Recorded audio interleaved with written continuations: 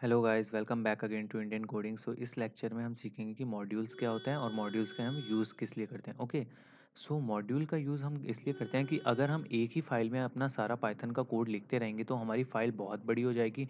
Okay, so instead of writing whole code in a single file, अपन क्या करते हैं, अपन डिफरेंट डिफरेंट जो फंक्शनैलिटीज़ होती हैं उसको अपन अलग अलग फाइलों में क्रिएट कर लेते हैं और उनको सेव कर लेते हैं, और जिस फाइल में हमें या जिस एप्लीकेशन में हमें उसका यूज़ करना होता है हम उसको इंपोर्ट कर लेते हैं।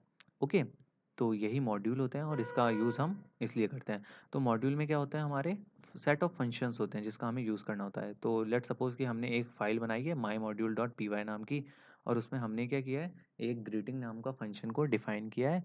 वो क्या करता है, वो एक नेम को एज अ पैरामीटर लेता है और हमें ग्रीटिंग फंक्शन को प्रिंट करा देता है। ओके, अब लेट सपोज कि हमें ये मॉड्यूल किसी दूसरे फाइल में यूज़ करना है, तो इसको हमें क्या करना पड़ेगा, इंपोर्ट करना पड़ेगा। देखो, इस फाइल का नाम क्या था, माई मॉड्यूल। तो हमें दूसरी फाइल में सबसे पहले क्या करना पड़ेगा, इसको इंपोर्ट करना पड़ेगा। देन जब हम मॉड्यूल के किसी भी फंक्शन को यूज़ करते हैं तो हम कैसे यूज़ करते हैं, सबसे पहले हम लिखते हैं मॉड्यूल का नाम, देन जो भी हमारा फंक्शन है उसको यूज़ करते हैं। तो देखो, ग्रीटिंग फंक्शन है, उसमें हमें एक नेम को पैरामीटर एज पास करना पड़ेगा।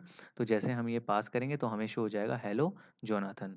ओके, अब हम देखते हैं कि वेरिएबल्स इन मॉड्यूल्स। तो हमारा जो मॉड्यूल होता है, जैसे अभी बताया कि मॉड्यूल में क्या क्या हो सकते हैं, मॉड्यूल में फंक्शंस हो सकते हैं, एरे हो सकते हैं, डिक्शनरीज हो सकती है, ऑब्जेक्ट हो सकते हैं। और जैसे हमने फंक्शन को यूज़ किया था, वैसे ही हम किसको, ऑब्जेक्ट वगैरह को भी, एरे वगैरह को, इनको भी यूज़ कर सकते हैं। तो यही मॉड्यूल होते हैं और इनका यूज़ हम इसलिए करते हैं जाकि हम अपने फंक्शनैलिटीज़ को डिफरेंट डिफरेंट फाइल में ब्रेक कर लें और हमारी एप्लीकेशन में जहाँ हमें यूज़ करना होता है हम इसको इम्पोर्ट कर लेते हैं। So I hope guys you got all the point I have covered in this lecture. If you still have any query, then please put it out in the Q&A section. Thank you.